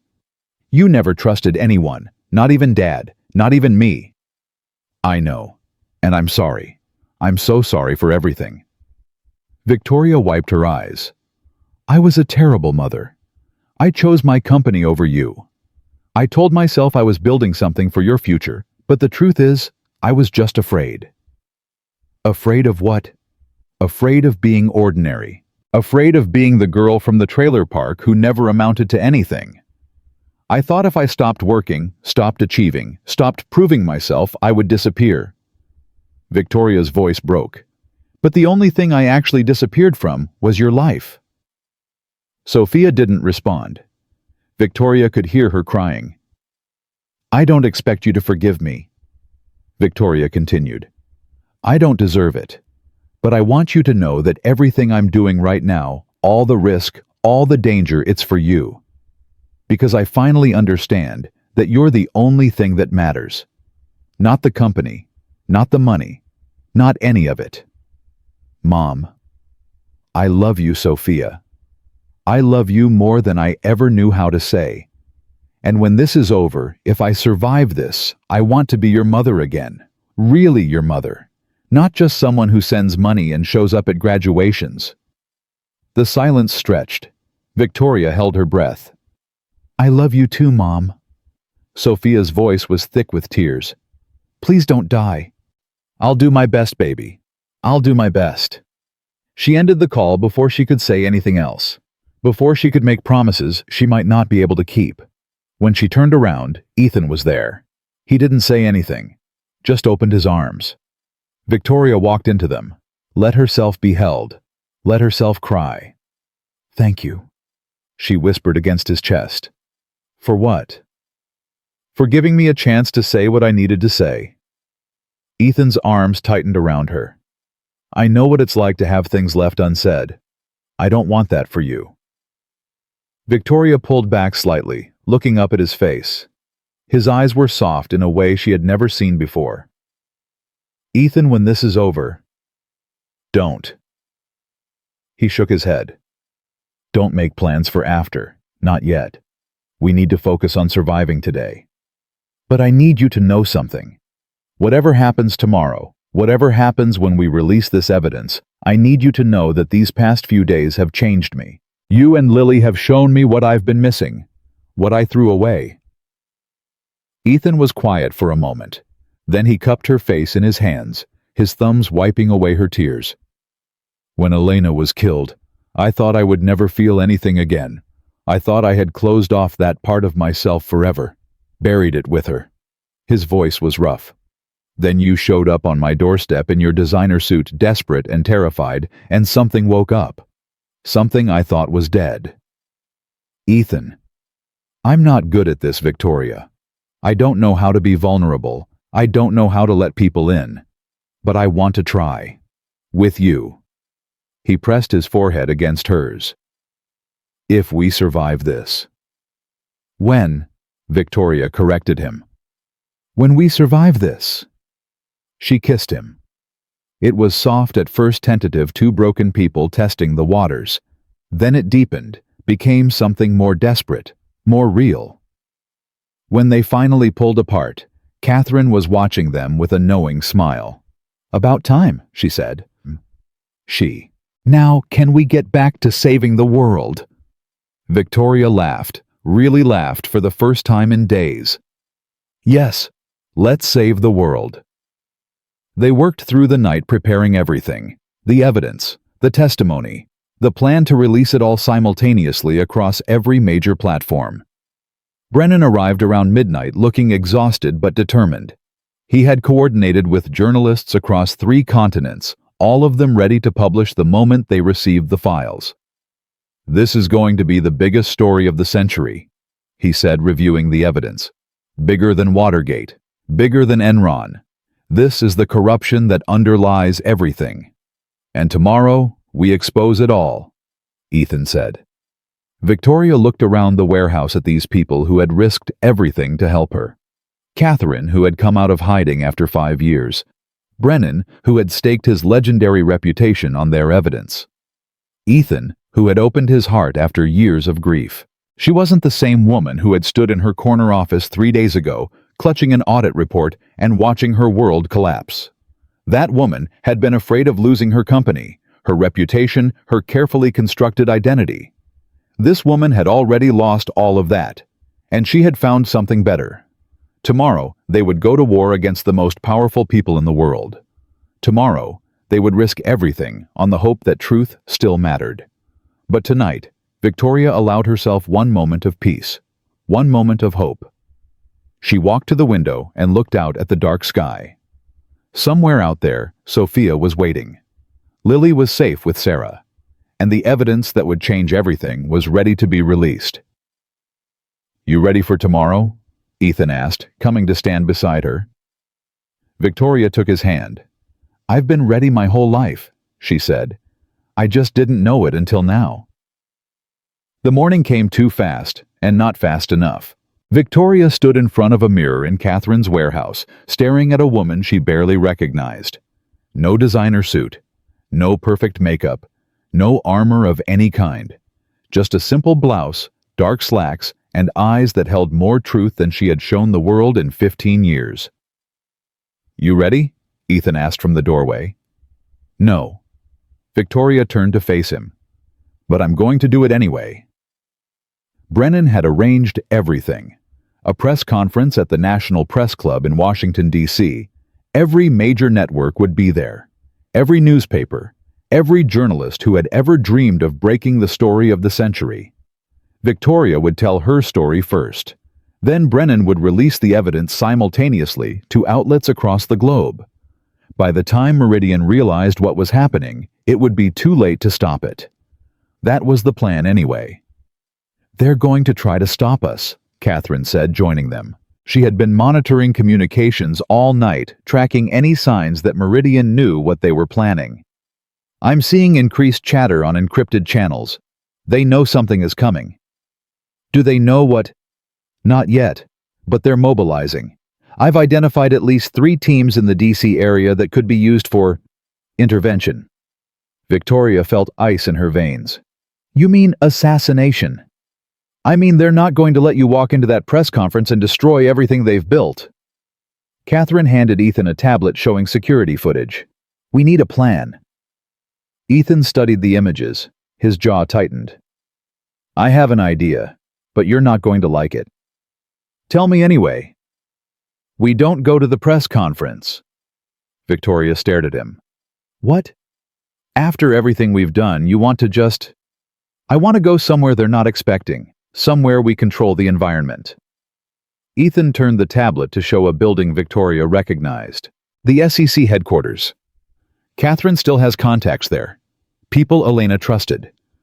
People who can protect us while you give your testimony. The SEC. Brennan shook his head. That's a government building. If Meridian has people inside, they have people everywhere. But the SEC is where Elena worked. It's where she gathered the evidence that got her killed. There's a poetic justice in bringing this full circle. Ethan looked at Victoria. And it's the last place they'll expect us to go. Victoria considered the plan. It was risky, possibly suicidal, but there was something right about it. Something that felt like closure. "Do it," she said. "Make the arrangements." They left the warehouse at noon. Catherine stayed behind to coordinate the electronic release, her fingers flying across keyboards as she prepared to send the evidence to servers around the world the moment Victoria began speaking. "The second you start your testimony, I hit send," Catherine said. "Within 5 minutes, every major outlet on the planet will have the files. Within an hour, it will be impossible to suppress. And if something goes wrong, then I release everything anyway. Your testimony would have been powerful, but the evidence speaks for itself." Catherine hugged Victoria tightly. "Elena would have liked you. She always admired women who fought back. Tell her I said thank you when you see her again." "I will. Someday." The drive to Washington took 3 hours. Ethan drove while Victoria sat in the passenger seat reviewing her notes, practicing what she would say. Brennan was in the back, making calls confirming that journalists would be redirected to the SEC building instead of the press club. "They're confused," Brennan reported, "but they're coming. Promise of the biggest story of their careers tends to motivate people." Victoria's phone buzzed. A text from Sarah. "Sophia is safe. We're watching from a secure location. She says to tell you she's proud of you." Victoria felt tears prick her eyes. Proud. When was the last time her daughter had said that about her? "Good news?" Ethan asked. "The best news." Victoria showed him the message. "My daughter is proud of me." "She should be. What you're about to do takes more courage than most people have in a lifetime." "I'm terrified." "I know." Ethan reached over and took her hand. "I'll be right there with you, the whole time." They arrived at the SEC building at 3 p.m. Catherine's contacts had cleared the way. Victoria and Ethan were escorted through a side entrance past security checkpoints into a conference room that had been hastily converted into a press area. Cameras were already set up. Journalists filled the seats. Victoria recognized faces from every major network, anchors who normally sat behind desks in New York, correspondents who covered wars and elections and scandals. They were all here. For her. "Ms. Lane." A young woman with an SEC badge approached her. "I'm Agent Morrison. I worked with Elena Cross. It's an honor to help finish what she started." "Thank you. For everything." "Don't thank me yet. We're getting reports of unusual activity outside the building. Multiple vehicles. Unknown occupants."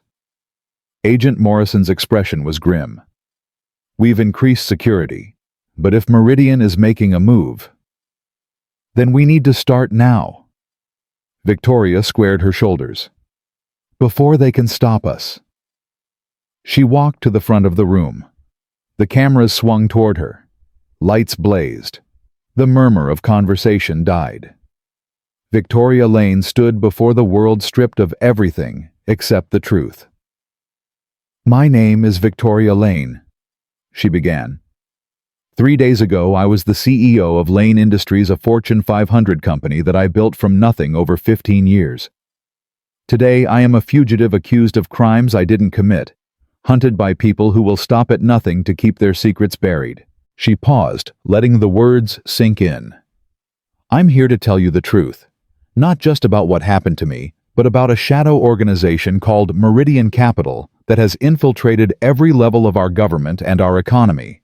An organization that has killed to protect its secrets. An organization that murdered a woman named Elena Cross 5 years ago because she got too close to exposing them. Victoria saw Ethan standing at the back of the room. His eyes were fixed on her, steady, unwavering. Elena Cross was a hero. She was an SEC investigator who dedicated her life to fighting corruption. She found evidence of a vast conspiracy, politicians, judges, law enforcement officials, all compromised by Meridian. And for that, she was killed. Her death was made to look like an accident. Black ice. Poor visibility. A tragedy. Victoria's voice hardened. It was murder. And today, I'm going to prove it. She began to lay out the evidence. Shell companies, offshore accounts, or forged documents. The systematic embezzlement of $23 million from her company designed to frame her and clear the way for Meridian to take control. The journalists were silent, scribbling notes, recording every word. Marcus Webb, my former CFO, was a Meridian operative. He spent 8 years building my trust, learning my signatures, setting up the framework for exactly this moment. When I discovered the truth, he disappeared. But he left behind a trail that leads directly to the people at the top of this conspiracy. Victoria nodded to Brennan, who was standing near a screen at the side of the room. What you're about to see are the names and financial records of Meridian's leadership. Senators, cabinet officials, law enforcement executives, all of them taking money in exchange for protection, access, and silence. Brennan hit a button. The screen filled with documents. The room erupted. Journalists shouted questions. Cameras flashed. Someone was already on their phone calling their network. But Victoria wasn't done. I want to be clear about something, she said, raising her voice above the chaos. I am not a hero. I was a victim who got lucky. Lucky enough to meet a man named Ethan Cross, who has spent 5 years investigating his wife's murder. Lucky enough to find people willing to risk their lives to expose the truth. She looked at Ethan. This isn't about me. It's about every person Meridian has destroyed. Every whistleblower who was silenced. Every journalist who was threatened. Every ordinary citizen who has wondered why the powerful never seem to face consequences for their crimes. Victoria took a breath. Today that changes. Today the truth comes out. And no amount of money, no amount of power, no amount of intimidation will ever bury it again. The room exploded into applause. Journalists were on their feet shouting questions, trying to be heard over each other. Then the lights went out. Victoria felt someone grab her arm in the darkness. Ethan's voice was in her ear. Move, now! They were running before she fully understood what was happening. Emergency lights flickered on, casting everything in red. Victoria could hear shouts, screams, the sound of breaking glass. They're inside, Agent Morrison said, appearing beside them with a weapon drawn. Multiple hostiles. We need to get you out of here. The evidence. Catherine released it the moment you started speaking. It's already spreading across the internet. They can't stop it now. Victoria felt a surge of relief. Whatever happened next, the truth was out. Nothing could change that. They moved through corridors, past offices where workers were taking cover under desks. Victoria heard gunfire somewhere behind them, sharp cracks that echoed off the walls. This way, Agent Morrison said, leading them toward a stairwell. There's a vehicle waiting in the underground garage. They burst through the door and started descending. Victoria's legs were burning her lungs, screaming for air, but she didn't stop. Couldn't stop. 2 flights down, they ran into trouble. 2 men in tactical gear were coming up the stairs. They raised their weapons the moment they saw Morrison. Everything happened in seconds. Morrison fired first. 1 man went down. The second man's bullet caught Morrison in the shoulder, spinning her around. Ethan was moving before Victoria could process what was happening. He tackled the second man, wrestling for the weapon. They crashed against the wall, the gun clattering down the stairs. Victoria grabbed it. She had never held a weapon before, never pointed one at another human being. But when the man threw Ethan off and lunged toward her, she didn't hesitate. She pulled the trigger. The man fell. Victoria stood frozen, staring at what she had done. Her hands were shaking so badly the gun nearly slipped from her fingers. "Victoria." Ethan's voice cut through the shock. "Victoria, look at me." She looked. "You did what you had to do. He would have killed us both." Ethan took the gun from her hands. "We need to keep moving." Morrison was back on her feet, clutching her wounded shoulder. "I'm fine. Let's go." They made it to the garage. A black SUV was waiting, engine running. Victoria didn't know who was driving and didn't care. She climbed in Ethan beside her, and they were moving before the door was fully closed. "Where are we going?" she asked. "Safe house. FBI is already rounding up Meridian's people based on the evidence you released." The driver, a woman Victoria didn't recognize, glanced in the rearview mirror. "You did it, Ms. Lane. You actually did it." Victoria looked at Ethan. He was breathing hard, a cut on his forehead dripping blood, but he was smiling. "We did it," she said. The hours that followed were a blur. FBI agents, more interviews, statements, lawyers.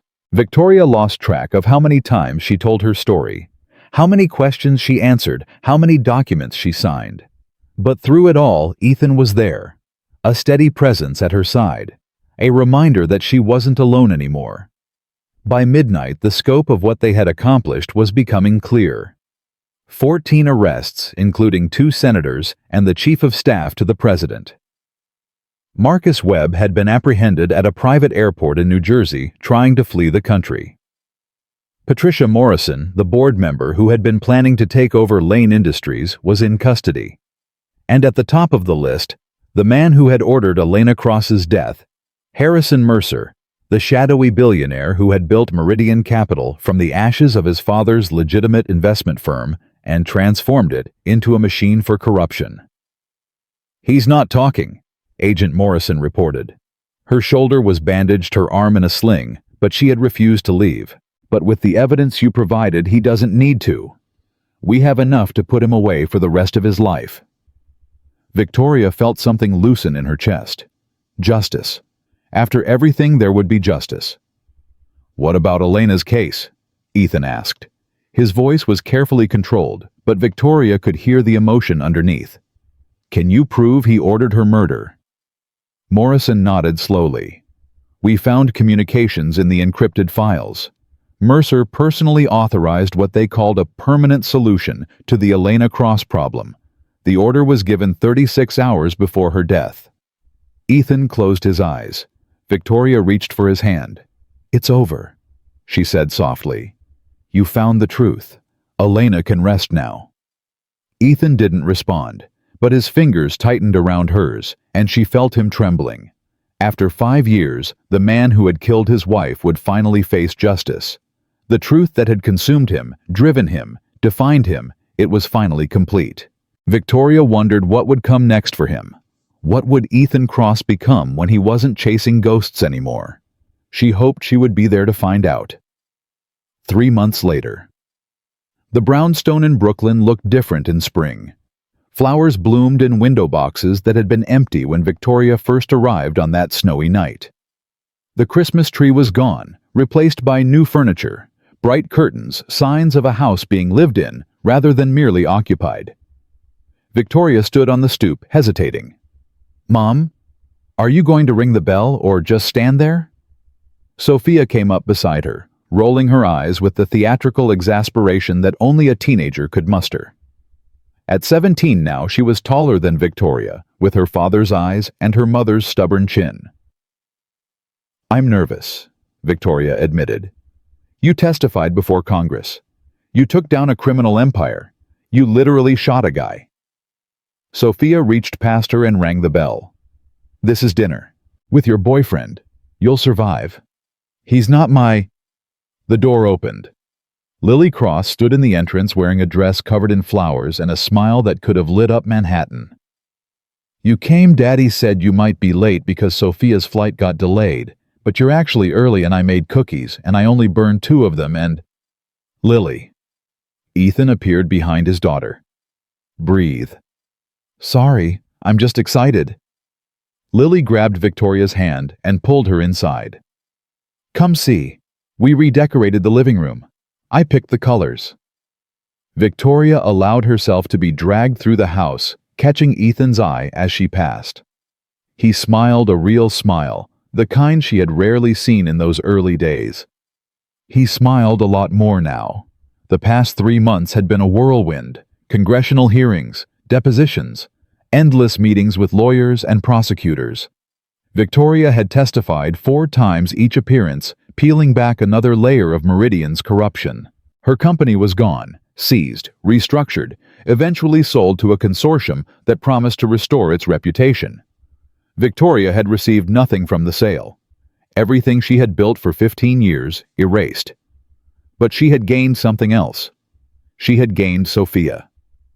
After years of boarding schools and distant video calls, they were finally learning to be mother and daughter again.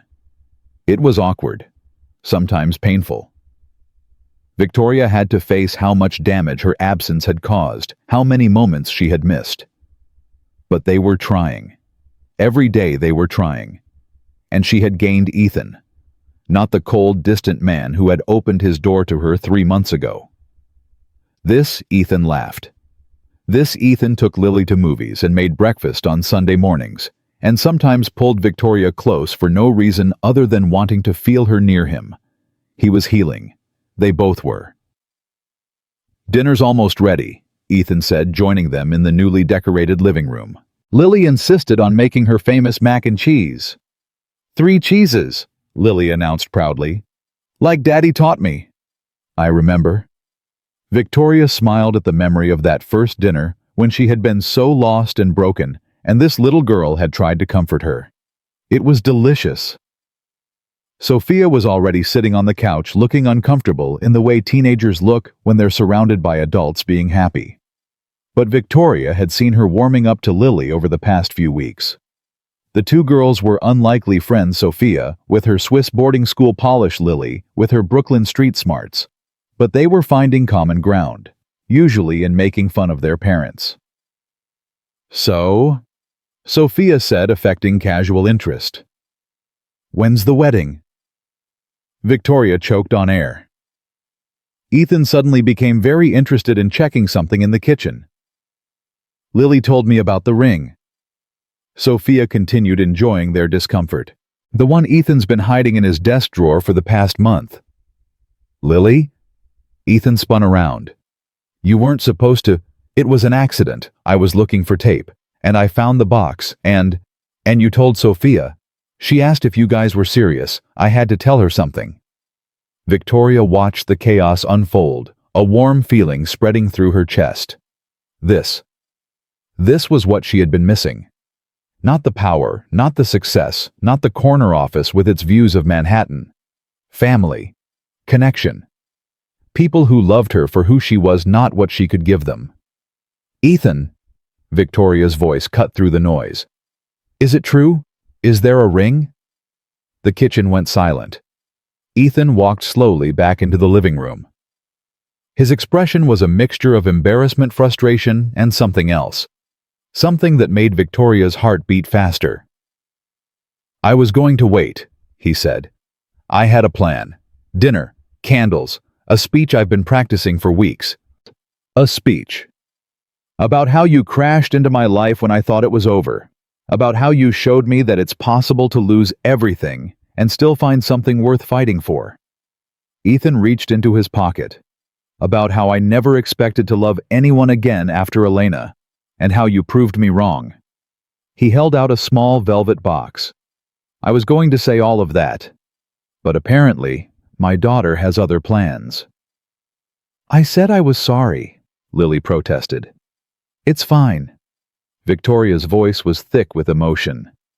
The speech is nice, but I don't need speeches. What do you need? Victoria looked at him. At this man who had saved her life, saved her daughter's life, helped her find the truth about Meridian. At this man who had lost so much and still found the courage to love again. "I need you," she said simply. "Just you." Ethan opened the box. A simple diamond ring caught the light. "Victoria Lane, former CEO. Current pain in my ass. Would you do me the honor of becoming my wife?" Victoria laughed through her tears. "That's your proposal. Pain in your ass." "I told you I had a speech. You're the one who skipped to the ending." "Daddy, just ask her properly." Lily was bouncing with impatience. Ethan got down on one knee. His eyes never left Victoria's face. "Victoria, I love you. I love your strength and your stubbornness, and the way you've learned to let people in after spending so long keeping them out. I love that you make my daughter laugh. I love that you're learning to be a mother again to Sophia. I love that you chose to rebuild yourself instead of running away." He took her hand. "Will you marry me?" Victoria looked at the ring, at Ethan, at Lily's hopeful face, and Sophia's pretend casual expression, and the life that was waiting for her if she just had the courage to say yes. "Yes," she said. "Yes, I'll marry you." Lily screamed and launched herself at them. Sophia tried to maintain her teenage cool, but couldn't hide her smile. Ethan slipped the ring onto Victoria's finger and pulled her close. "You know this doesn't mean you get to redecorate," he murmured against her hair. "Too late. Sophia and I already have plans." "God help me." They kissed while the girls made gagging noises and pretended to be disgusted. It was perfect. Later after dinner, 3 cheese mac and cheese only slightly overcooked after the dishes were washed, and Lily was asleep, and Sophia had retreated to the guest room to text her friends about the engagement. Victoria and Ethan sat on the front stoop watching the city lights. "What are you thinking?" Ethan asked. Victoria considered the question. 3 months ago, she had stood on this same stoop, terrified and desperate, wearing a designer suit that felt like armor too thin for the battle ahead. Now she sat here in borrowed jeans, an engagement ring on her finger, surrounded by people who loved her. "I'm thinking about second chances," she said finally. "About how I almost missed mine." "What do you mean?" "If Richard Holloway hadn't talked to me that night, I never would have understood what I was up against. If you hadn't answered your phone, I would have faced this alone. If Lily hadn't asked if I was your girlfriend." Victoria smiled at the memory. There were so many moments where everything could have gone differently. So many times I almost gave up. "But you didn't." "No, I didn't." Victoria leaned against his shoulder. "Because somewhere along the way, I realized that losing everything wasn't the end. It was the beginning." "The beginning of what?" "Of actually living. Not just surviving, not just achieving, not just proving to the world that the girl from the trailer park could make it.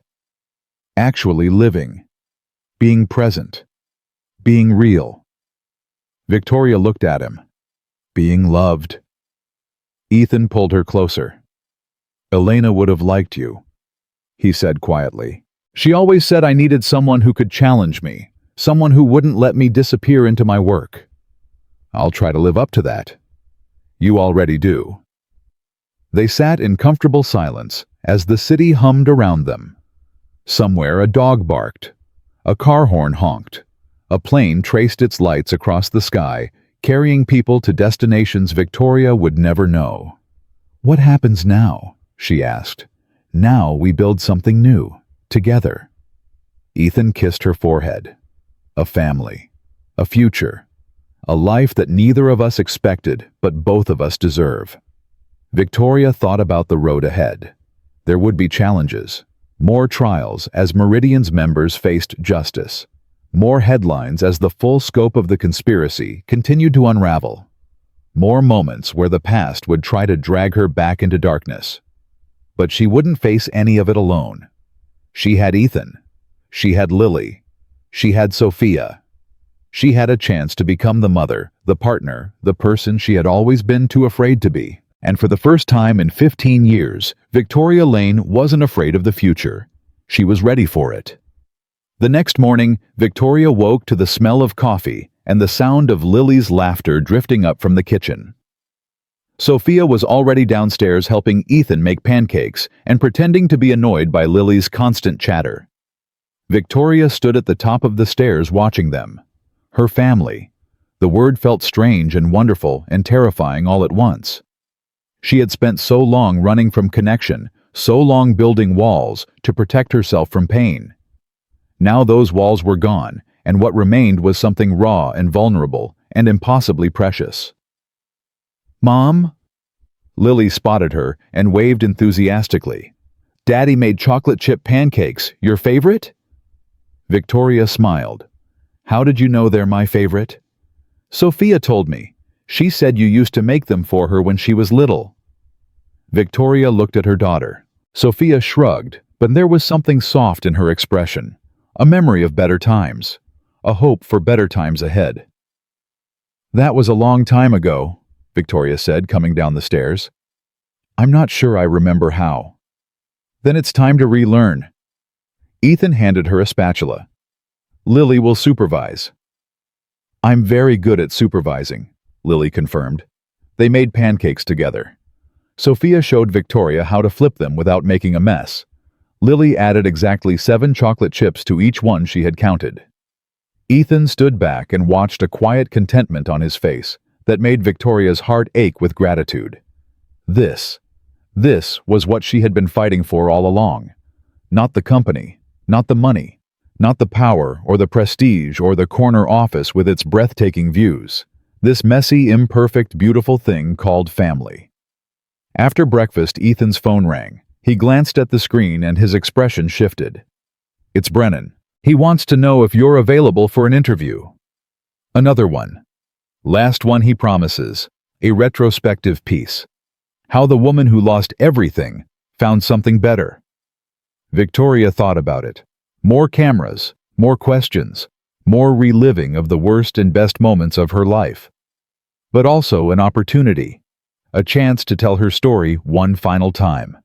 To put a proper ending on the chapter of her life that had begun with an audit report and ended with an engagement ring. "Tell him I'll do it," she said. "But I have conditions." "What conditions?"